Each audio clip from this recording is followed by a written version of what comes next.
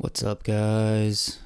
Today we are reviewing the 2019 film The Joker. So I always start off by just telling you my overall personal opinion of it. Overhyped is what I keep coming back to. But before we get into that and why I think it was overhyped and the things that I didn't like about it, there was a lot of things I did like about it. So let's give a little brief of what The Joker is. It is a 2019 American psychological thriller film directed and produced by Todd Phillips. He co-wrote the screenplay with Scott Silver. The film was based loosely on DC Comics character of the Joker, who starred the actor Joaquin Phoenix.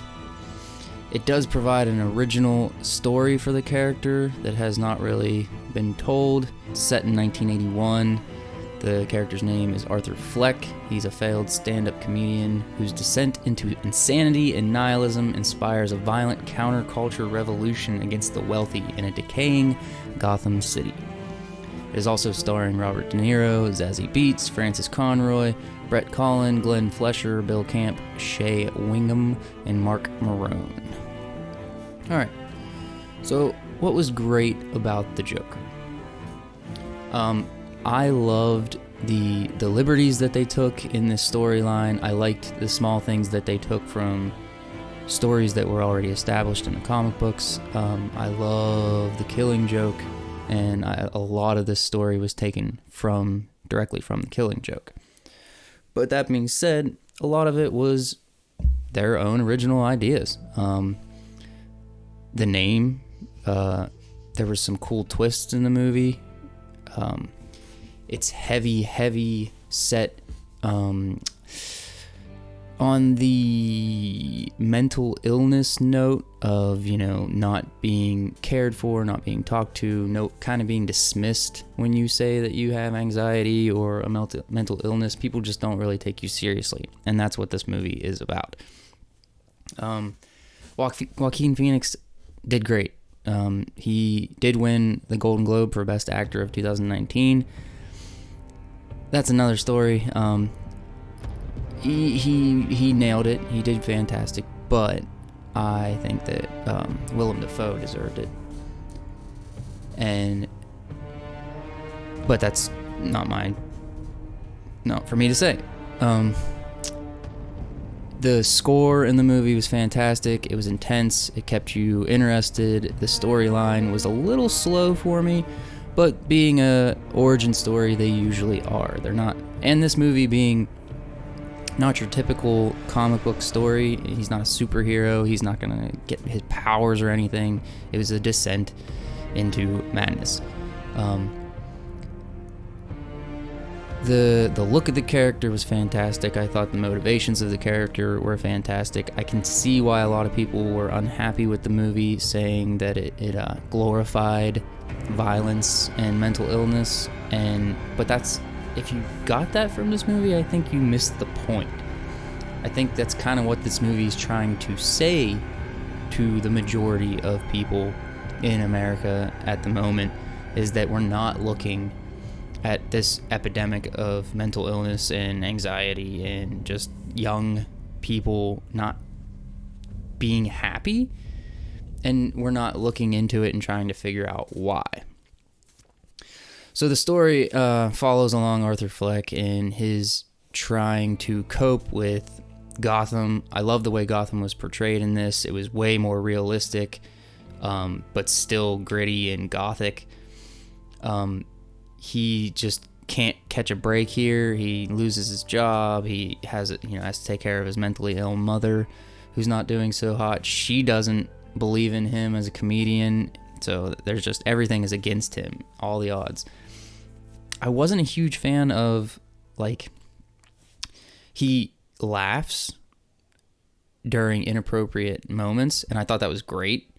But I thought the little laminated card saying that it was an actual illness was a little weird. I didn't really get if he made that just to try to make everyone accept it, or if it was an actual illness. I wasn't sure if we were supposed to understand that. I thought that was a little weird. I loved Thomas Wayne in this. because it's from a outside perspective. Usually we get the perspective of Thomas Wayne from Bruce, his son, who revered him and thought of him as like the savior of Gotham, who was torn down at a young age.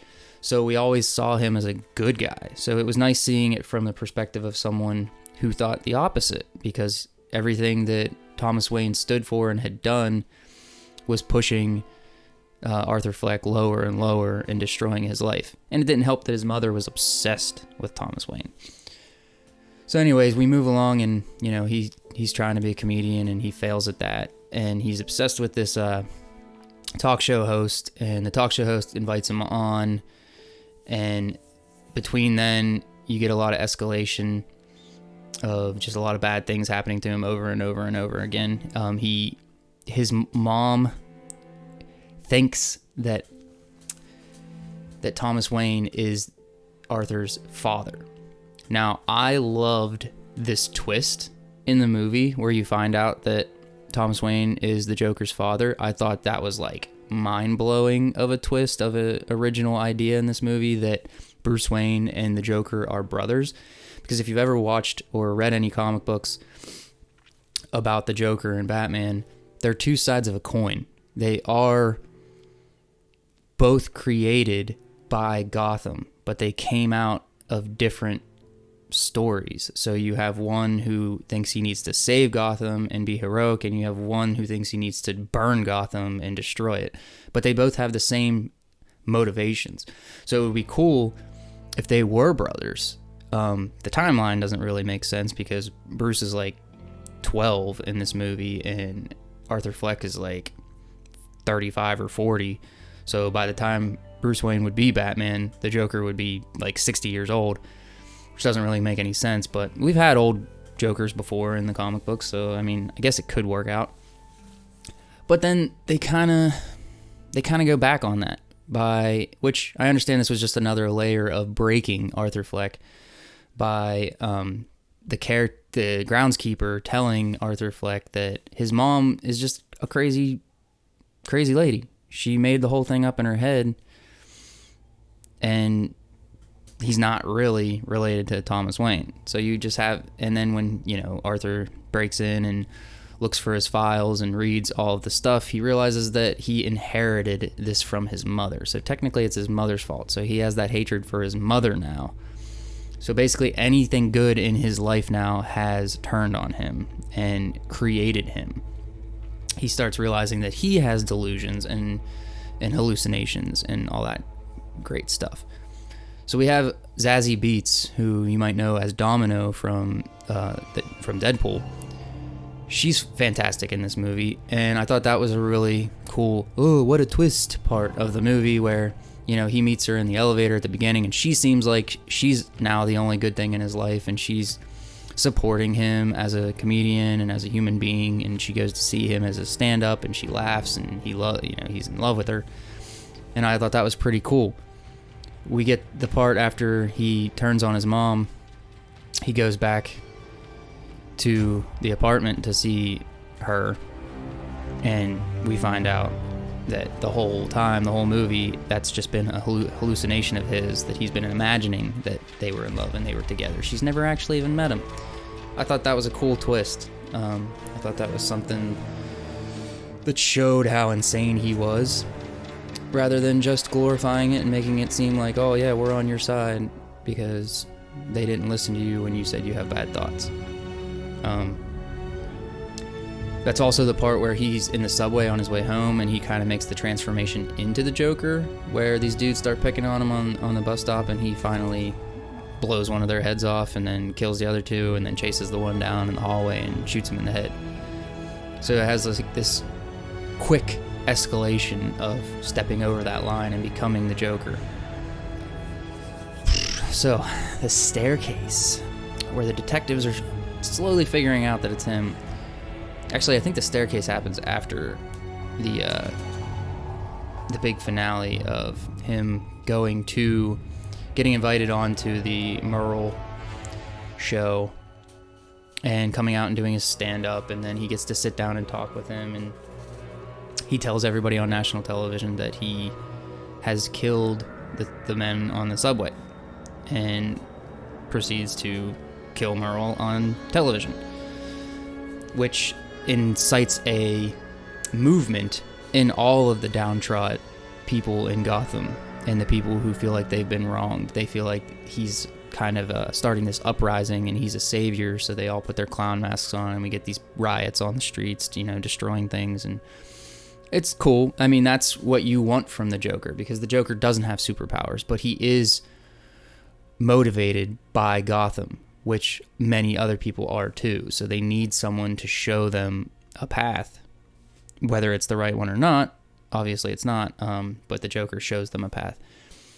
So it's the first time he feels embraced. When he's running, he gets hit by the car, he's almost dead, and they pull him out and laying. You saw at the beginning, I had the clip of him laying on the cop car and standing up and seeing everybody cheer for him. It's the first time he feels the embrace that he's always wanted, which is more motivation for him to step up and be the clown prince of crime.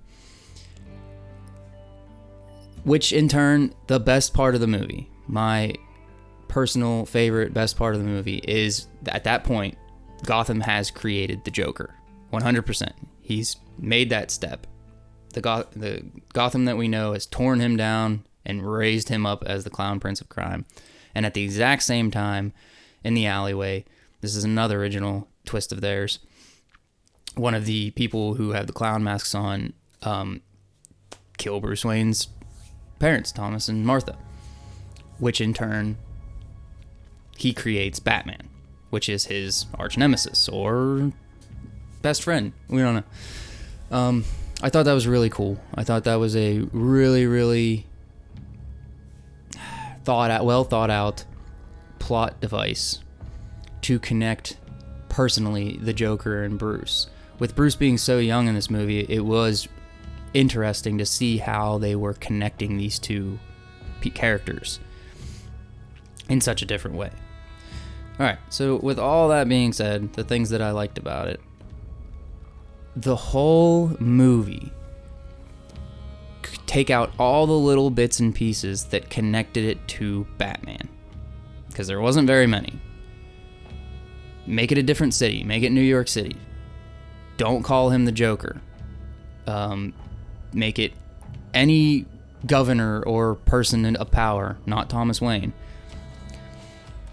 This movie could have been called Broken or Mentally Ill or any of these things, and it would have been the same movie. I feel like the Joker was just tacked on to make it make money, because if it didn't have that, it wouldn't have had the hype. I thought it was a little lazy for them to ride the coattails of a huge established character and keep pushing it in our faces. Well, this is a standalone movie. It's not actually connected to anything. It's not actually connected to Batman. Well, then what's the point? What's the motivation of him after this? We've set all this up, and you establish that he did create Batman, but we'll never see that tension between those two characters and what this all meant and what this pushed to be. I felt like it didn't need to be called the Joker. It didn't need to be a Joker film. But I did understand why they did it, because it made a ton of money. It grossed over $1 billion.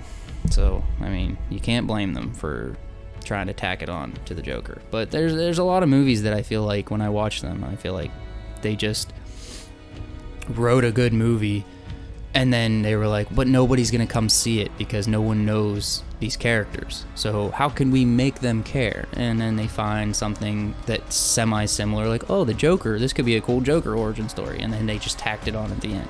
That's my biggest gripe for it, and the fact that fans nowadays just ruin movies for me. Like, man, they just shove them in your face. Like, I didn't even want to go see this movie. I just waited until it was finally out, and then I watched it for myself quietly when no one was talking about it anymore.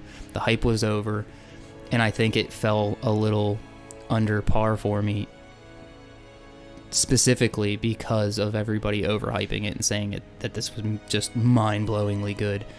And everyone saying that it was it was a Scorsese film, even though it wasn't a Scorsese film. I can see why they felt that way, but go watch a Scorsese film. This movie didn't hit that. But that's just me personally. So yeah, I did enjoy the film. If you got this far and you haven't watched it yet, man, I am sorry, because I just spoiled the heck out of this movie for you. But you shouldn't be listening to a review when you haven't watched the movie. I hope you did, and if you enjoyed it and you think it was the greatest movie in the world, then that's awesome. I'm glad you enjoyed it, but personally, this year's movie will always be The Lighthouse for me. But yeah, those are my thoughts on the Joker, and I hope you guys have been enjoying these late night reviews. I've been enjoying doing them. I hope you enjoyed The Lighthouse and The Mandalorian, and now this one. Next week's episode will probably not be a late night review. It'll probably be bands you may not know. So you have to find out what band we're going to be talking about next week. And then I'm thinking I'm getting a new volume of an older comic book that I ordered. Just waiting on it for shipping. Jeez, it's taking forever. But when that comes in, I'll be doing a random comic books review on that, which I'm really excited for. So thanks for clicking. Thanks for listening. Make sure you like and subscribe, on all the pages, YouTube, Facebook, Instagram, Twitter, all that jazz. Thanks again, and have a good night. Later on, guys.